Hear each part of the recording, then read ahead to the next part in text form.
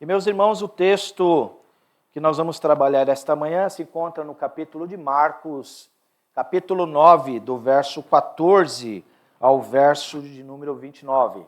Marcos 9, 14 ao 29. Eu não vou ler o texto todo, tá certo? Eu separei esse texto em 4 quadros, que nós vamos refletir sobre este texto. Então, eu quero ler esse texto primeiro do verso 14 até o verso de número 15, que diz assim: Quando eles se aproximaram dos outros discípulos, viram numerosa multidão ao redor deles e os escribas discutindo com eles. E logo toda a multidão, ao ver Jesus, ficou surpresa e, correndo até ele, o saudava. Vamos orar nesse instante, meus irmãos. Senhor, a tua palavra, nesse instante, Senhor, vai ser pregada e teu Espírito possa me usar, Pai, como instrumento facilitador do entendimento do que o Senhor tem a nos ensinar esta manhã. Que eu possa diminuir e que o Senhor cresça, Pai. E, Senhor, eu te peço que as interferências, Senhor, desta vida, os problemas cotidianos desta vida, não possam ser dardos inflamados de Satanás sobre o nosso coração nesse instante, a fim de desviarmos, Senhor, a atenção da Tua palavra, mas que nós possamos compreendê-la, que nós possamos, Senhor, beber da Tua palavra e que nós possamos viver a Tua palavra, em nome de Jesus. Amém. Muito bem, meus irmãos, sejam mais uma vez bem-vindos a todos que vão nos assistir no YouTube. O convite é: venha nos assistir aqui, venha estar conosco, cultuando ao Senhor de maneira presencial, uma vez que nós cremos que o culto virtual, ele não é bíblico. O fato é que nós precisamos ter comunhão e o culto presencial, ele é maravilhoso porque nós nos relacionamos uns com os outros e nós então exaltamos o Senhor desta maneira. Então você está convidado, estamos aqui na Rua da Consolação, 1218, Teatro Comune, né? Então, seja bem-vindo, será abraçado, e a todos que nos visitam esta manhã também, sintam-se abraçados pela Igreja Batista no Centro. Meus irmãos, chegamos ao capítulo 9 dessa maratona aí, de Marcos, que nós estamos trabalhando nesse evangelho que tem sido rico para as nossas vidas. E eu espero que esta manhã também, como todas as outras que nós nos reunimos, você possa se atentar à palavra de Deus, possa focar em entender e ouvir a palavra de Deus, para que você possa, então, nós como igreja possamos crescer juntos no entendimento desta palavra.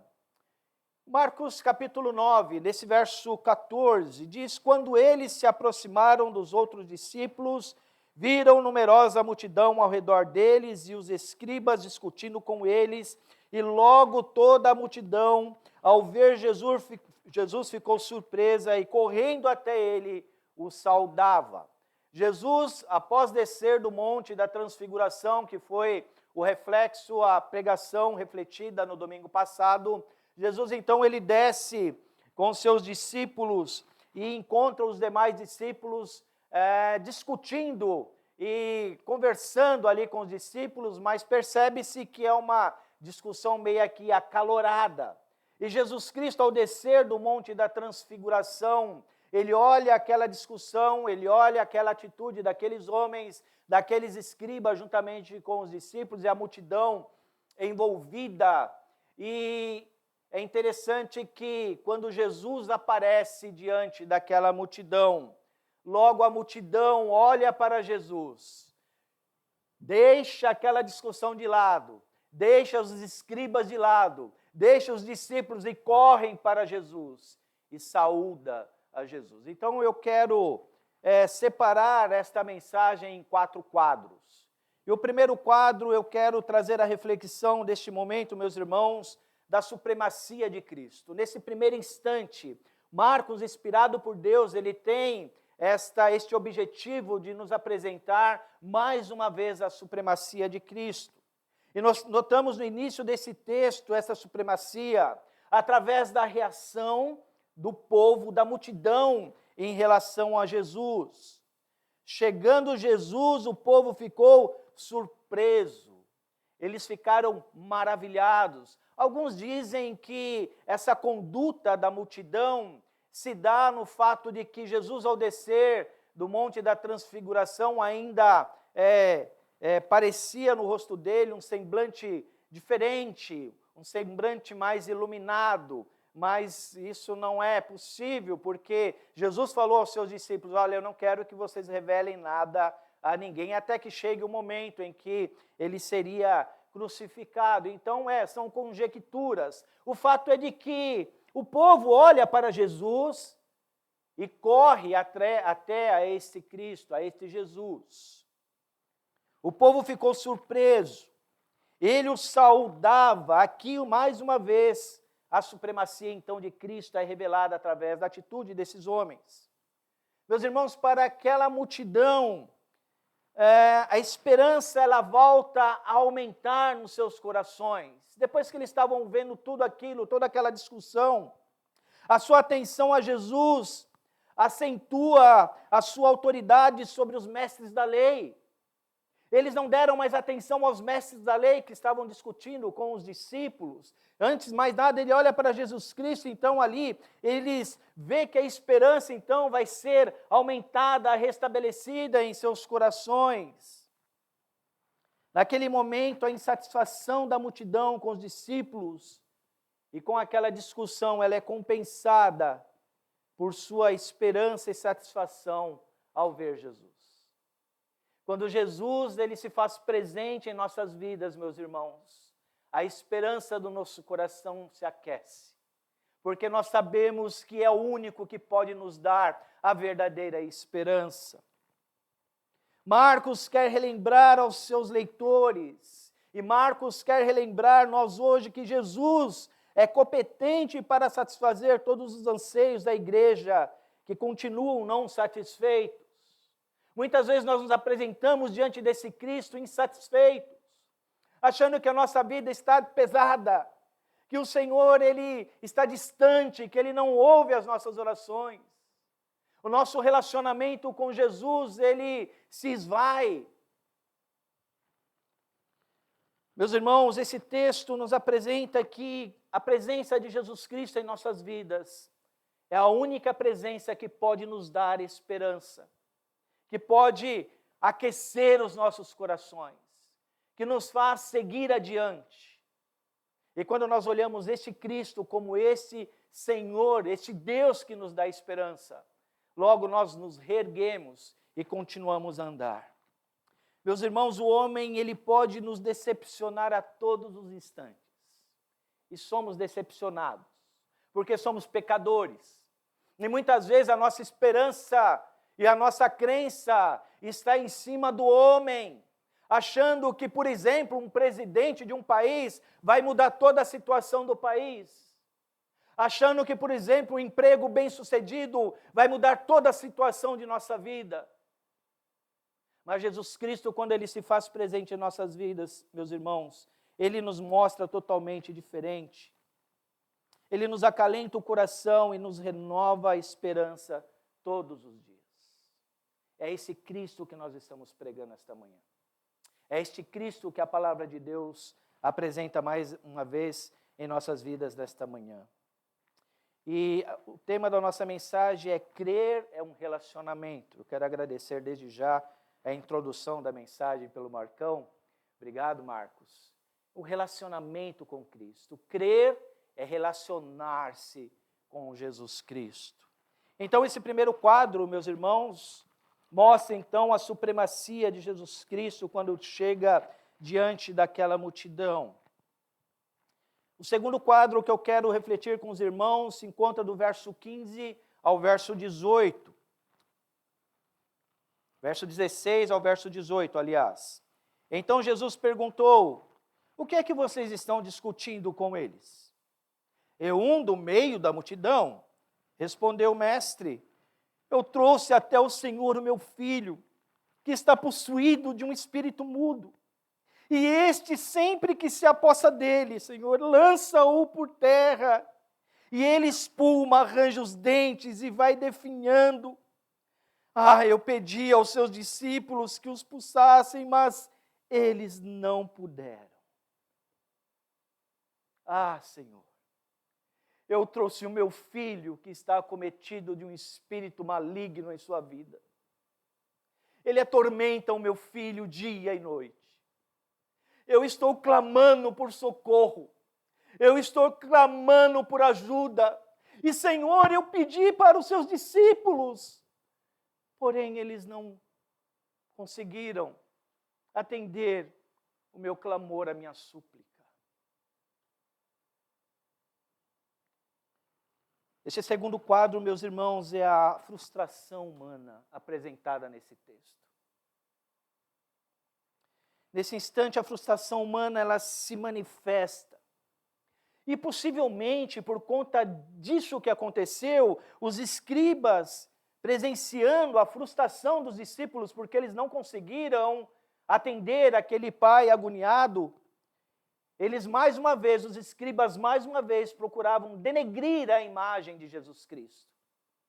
Talvez interpelando os discípulos: cadê o seu Senhor? Seu Senhor não ensinou vocês a como expulsar demônios?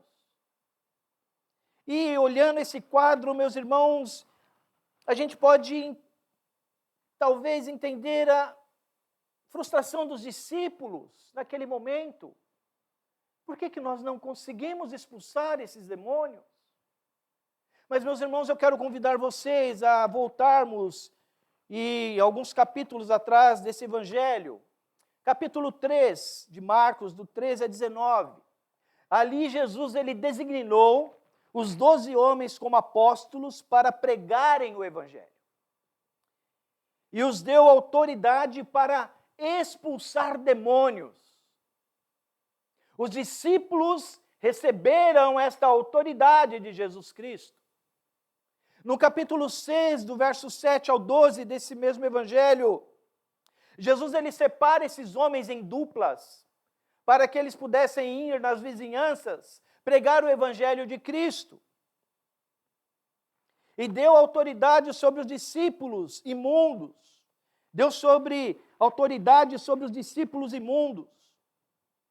Sobre os espíritos imundos. Então, saindo eles, pregavam arrependimento. E notem, e expulsavam muitos demônios e curavam numerosos enfermos. Esses mesmos discípulos que foram chamados para expulsar o demônio desse rapaz, desse jovem, não conseguiram desta maneira, desse momento, atender expulsando aquele espírito. Meus irmãos, diante disso, nós vemos que a primeira expectativa de Jesus para com os seus discípulos é arrepender-se e creiam nas boas novas. E quando Jesus fala arrepender-se, é negar-se a si mesmo e crer inteiramente nesse Cristo. E creiam, para que vocês possam pregar as boas novas. Meus irmãos, este relacionamento, ele nos mostra que crer é uma maratona. Quando nós cremos em Cristo e não exercitamos, tem um trava-língua de vez em quando aqui, exercitamos nosso relacionamento através da fé nele, começamos a nos acomodar, esquecendo que Jesus Cristo, nos deu a autoridade para pregar as boas novas e demonstrar o poder através de nossa fé. Quando nós esquecemos este nosso relacionamento com Cristo, nós nos acomodamos em nós mesmos. E nós esquecemos que o Senhor nos deu esta autoridade, assim como deu àqueles discípulos. Meus irmãos, a fé enraizada no coração, ela revela-se pela persistência. Esta fé nos faz conhecer suficientemente sobre Jesus para saber que Ele pode curar. Por isso, quando nós somos atingidos, meus irmãos, pelas provações, nós recorremos a Jesus. A resposta para o fracasso espiritual, meus irmãos, é a deficiência de relacionamento íntimo com Deus. se nós oramos pouco, se nós lemos a palavra quase que dia nenhum, uma vez por mês, uma vez por ano, e nós não meditamos nesta palavra, a nossa fé ela se torna ineficiente. O fato é que este homem, meus irmãos, ele suplica a Jesus e ao mesmo tempo ele censura os discípulos. Senhor, eu trouxe o meu filho aos discípulos, aos seus discípulos, e eles não puderam atender.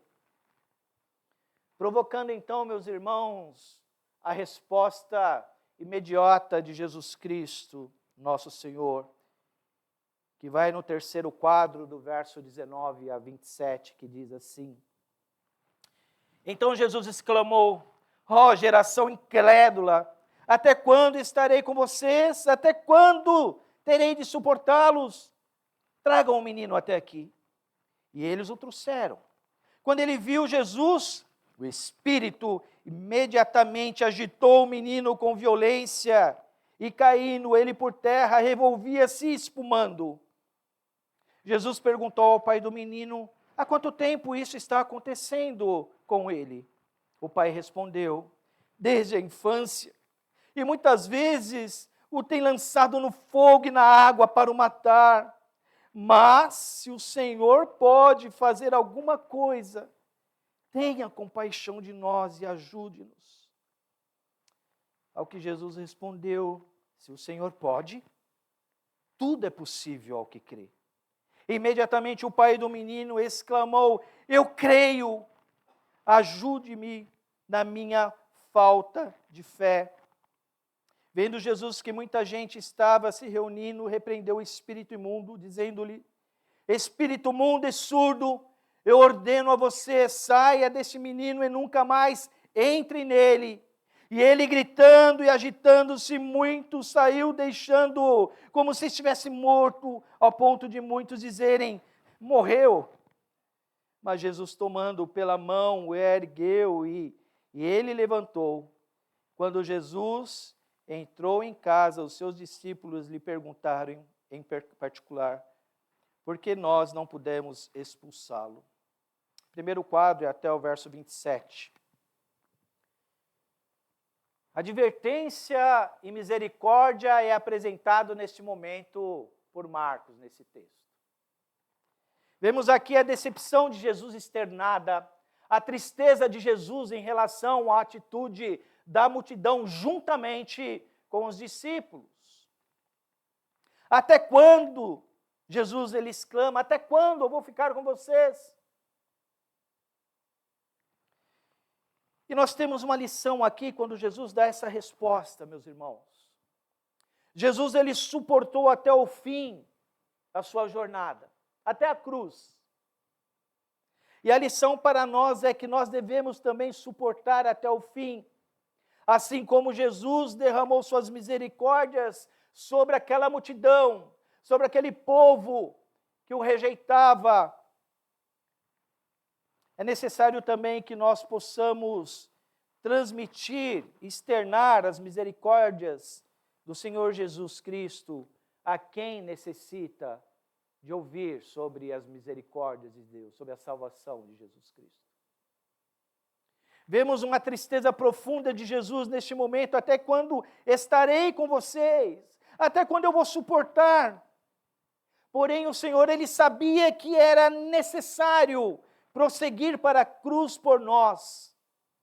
As misericórdias do Senhor duram para sempre. Mesmo diante da frustração, mais uma vez Jesus, ele mostra então, depois da sua advertência, a sua misericórdia para com o povo. Mesmo diante dessa frustração, Jesus se compadece desta geração, e olhando para a angústia do coração daquele pai, olhando para a situação daquele filho, ele chama o menino para si, e imediatamente o Espírito reconhece a autoridade de Jesus Cristo. E aquele garoto cai por terra. Não existe limite de poder para o nosso Deus. Não existe limite de poder para Jesus Cristo.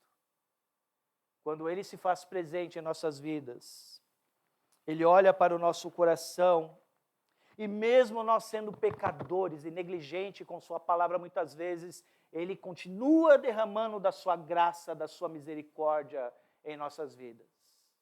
Porque o Senhor, Ele deseja relacionar-se comigo e com você.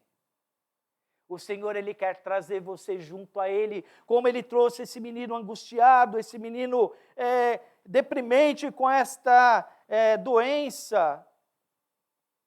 Mesmo diante da frustração que o Senhor Jesus manifestou, com a tristeza que Ele viu da frustração daqueles homens, até dos seus discípulos, o Senhor chama este menino a si. Tiago 2,9 diz, você crê em Deus, até os demônios creem e estremecem.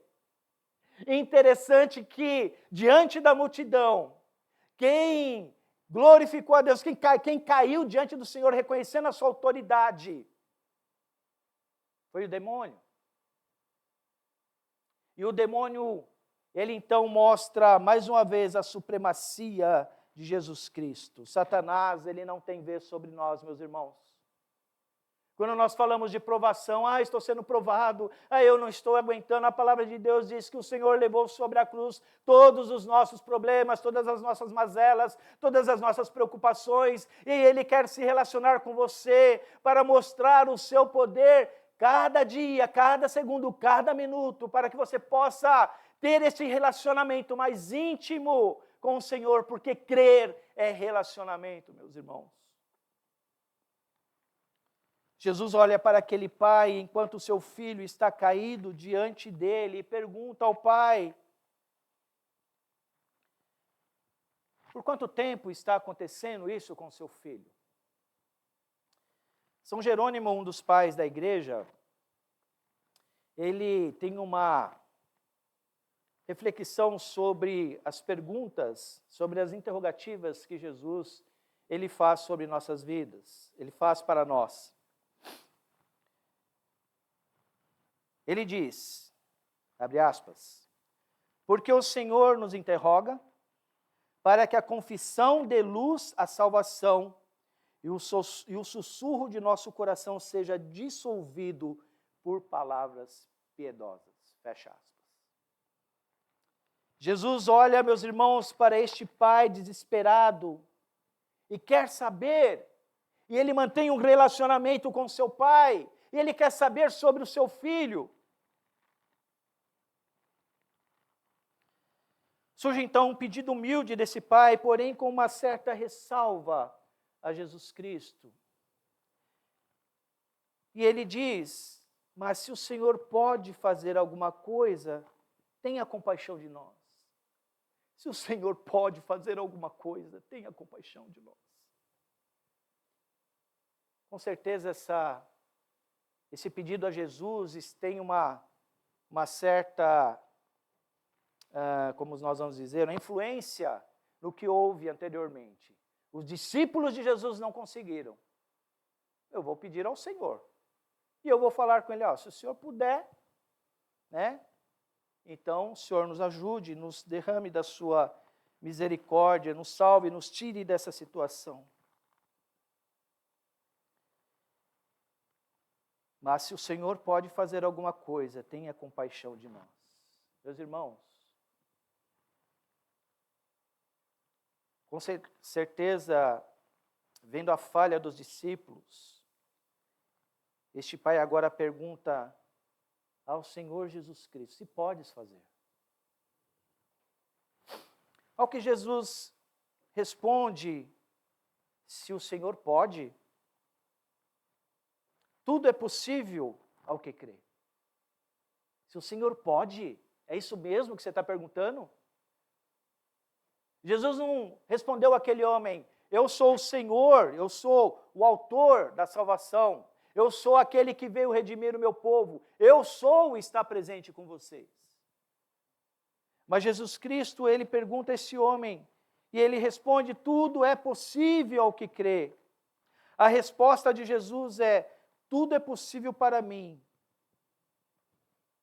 Tudo é possível. Mas ele transfere aquela resposta ao homem, o convite ao pai deste menino é: se você crer, se este pai exercer sua fé, o milagre acontecerá. Porém, se não exercer a fé, nada iria acontecer. Meus irmãos, a angústia daquele pai em ver Jesus curado era tão intensa que ele responde: creio, Senhor. Porém, ajuda-me na minha fé. Verso 24. E imediatamente o pai do menino exclamou: eu creio, ajude-me na minha falta de fé. Meus irmãos, nossa fé é tão pequena que muitas vezes nós limitamos o poder de Deus em nossas vidas. Achamos que Deus não se importa com o que nós queremos.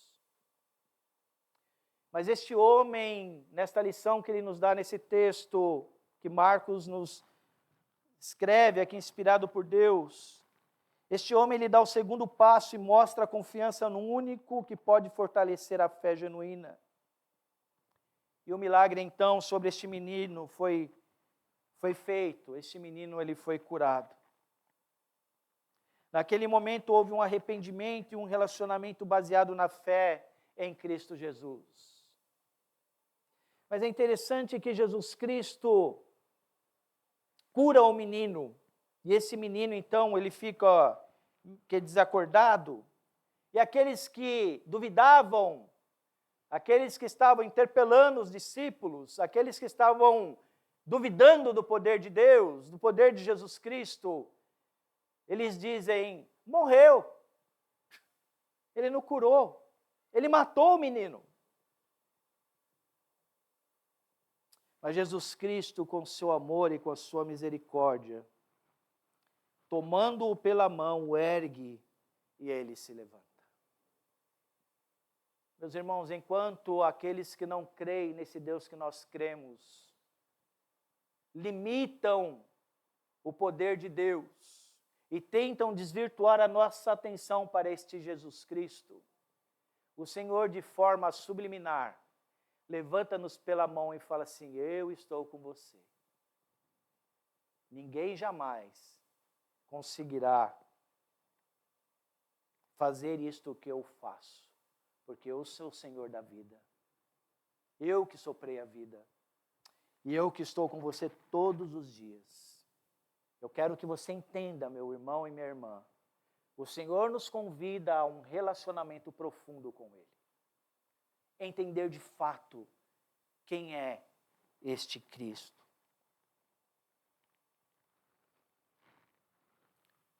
Nos acostumamos, meus irmãos, a esse tipo de fé, porém nossa fé é tão pequena que nós limitamos este poder. E a atitude desse homem, então, nos ensina nesse segundo passo. E quantas vezes acontece isso conosco?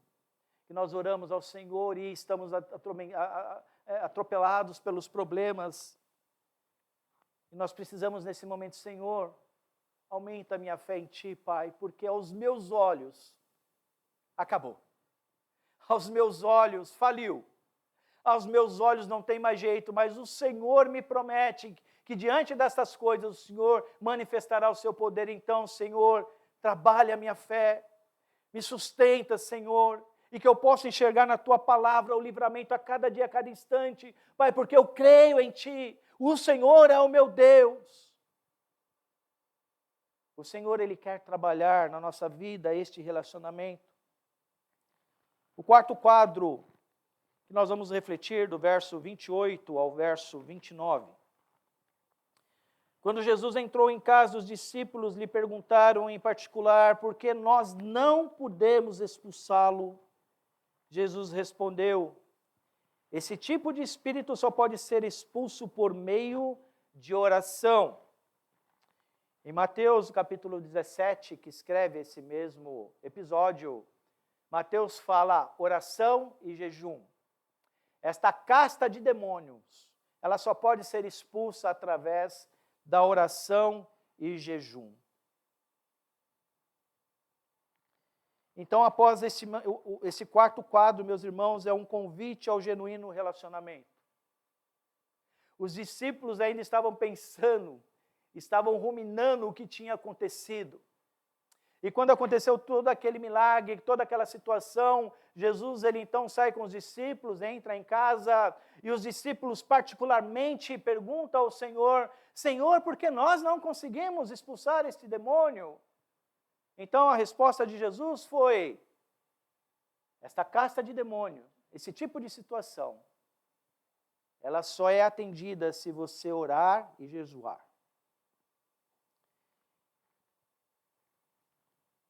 Meus irmãos, é este o relacionamento, é esta a resposta que os discípulos receberam de Jesus. Naquele momento, os discípulos talvez esqueceram desse momento de se preparar em oração, de estar diante do Senhor com toda a inteireza do seu coração, de jejuar neste momento. Agora, meus irmãos, a pergunta aqui é, jejum é ordenança na Bíblia?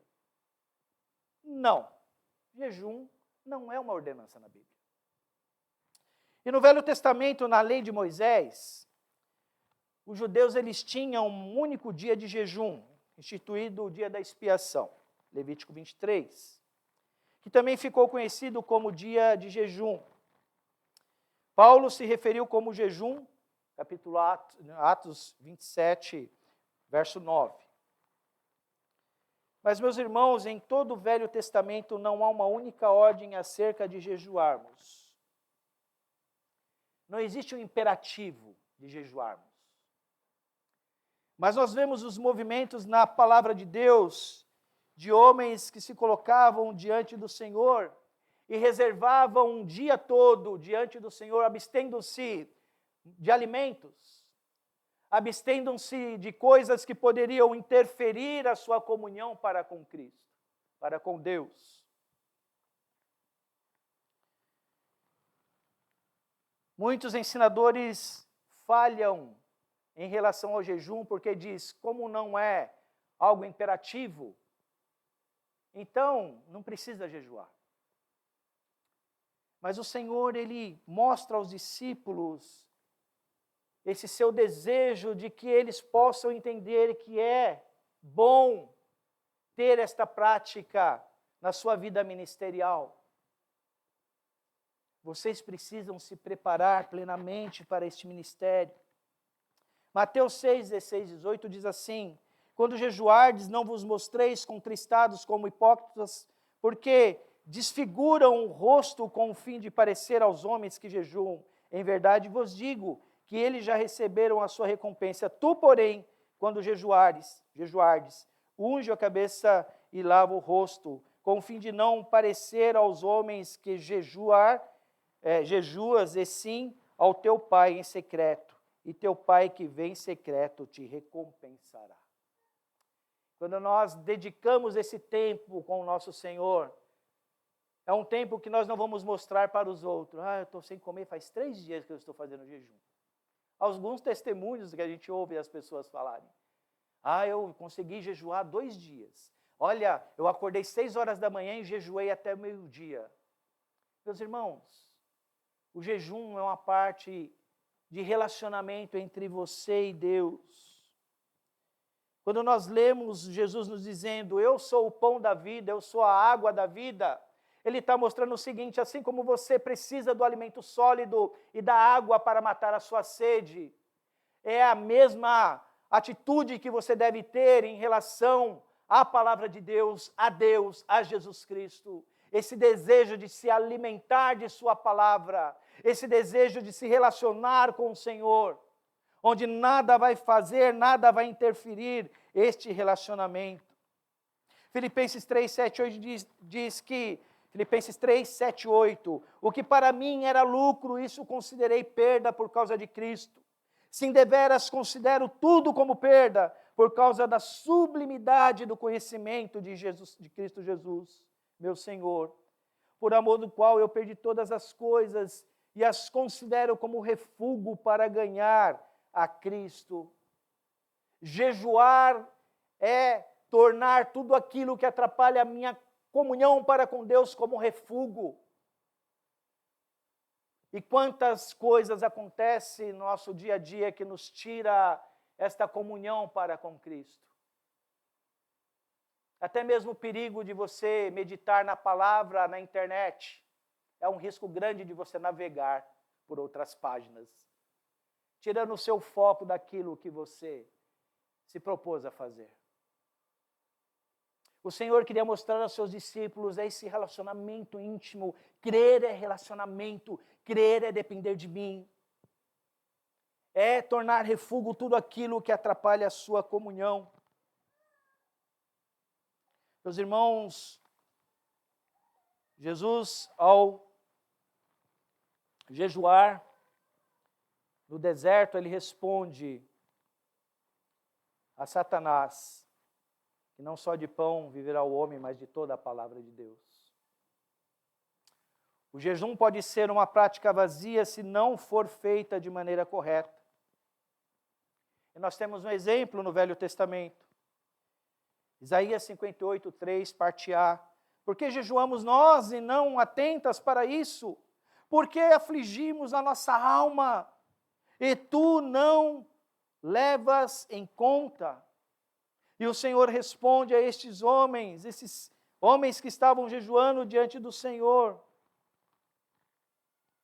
vocês estão jejuando de maneira errada. E o Senhor diz: eis que no dia em que jejuais, cuidais dos vossos próprios interesses, e exigis que se faça todo o vosso trabalho. Eis que jejuais para contendas, para rixas, e para ferirdes com punho iníquo. Jejuando assim como hoje, não se fará ouvir a vossa voz no alto. Meus irmãos, quando nós nos propomos a jejuar diante do Senhor, estar em comunhão com Cristo, nós não mudamos Deus. Deus, Ele é imutável. Quando nós nos propomos a estar em relacionamento com Cristo, nesta intimidade do jejum, nós mudamos a nós próprios. Porque passamos a entender o Senhor de nossas vidas. O jejum não é para satisfazer os meus desejos, os meus pedidos, como esses homens fizeram diante do Senhor. O jejum, ele serve para a exaltação de Cristo. Por que que eu vou fazer jejum? Para comprar um carro novo? Por que que eu vou fazer jejum? Para alcançar um emprego bom? Motivação errada. Ainda que eu precise de um carro, ainda que eu precise de um emprego, mas a motivação do jejum é exaltar o nome de Deus e torná-lo a cada instante o Senhor supremo de nossas vidas. A palavra de Deus está inferindo que, se observado de forma correta, Deus atenderia ao pedido daqueles homens. Meus irmãos, o relacionamento íntimo com Deus é mortificar a carne, o que nos fará mais suscetíveis ao Espírito Santo. Há outros benefícios que decorrerão disto, mas esta é a essência do jejum. Os discípulos se encontraram numa situação difícil, mas ali eles falharam. O Senhor Jesus Cristo nem por isso chamou os discípulos e falou assim: olha, eu vou descartar vocês e vou convocar outros que tenham mais fé que vocês. Muito pelo contrário. O Senhor Jesus, ele derrama da sua misericórdia, ele chama ao relacionamento e fala com eles: é necessário que haja intimidade comigo. Crer é relacionamento. O jejum, meus irmãos, quando nós praticamos, e o Senhor, Ele tem esse desejo que nós pratiquemos, Ele nos ajuda a liberar a fé, o que nos dá a vitória sobre o inimigo. É o que Cristo fez na cruz e a autoridade do seu nome. O jejum em si não faz vencer, mas libera a fé para combate e nos fortalece, fazendo-nos mais conscientes da autoridade que nos foi delegada. Portanto, meus irmãos, crer é relacionamento. As vitórias, ela é direcionada ao nosso Senhor. Sempre quando nós conquistamos algo, conquistei porque o Senhor, meu Deus, me permitiu que conquistasse. E ainda, para exaltar o nome dEle e dizer que nada é meu, tudo é dEle. Por isso que o Senhor, Ele chama-nos a este relacionamento. Vamos colocar em pé.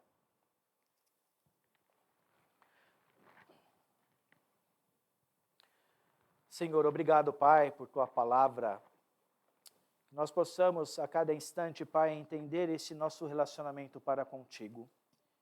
E que nós possamos, Pai, entender, Senhor, de fato, qual é a nossa responsabilidade diante de Ti, a nossa conduta diante de Ti, Pai. Ensina-nos, Senhor, a cada dia e fortalece a nossa fé, como este Pai pediu e obteve, Senhor, misericórdia. Ensina-nos, Senhor, como ensinaste os Teus discípulos, a olhar, Senhor, com mais critério, Senhor, em relação a nosso relacionamento para contigo, e que nós possamos colocar em prática. Obrigado pela liberdade que o Senhor nos dá, e que possamos ser esta igreja que manifeste o seu poder, e que demonstre a sua misericórdia a todos aqueles que necessitam. Em nome de Jesus. Amém.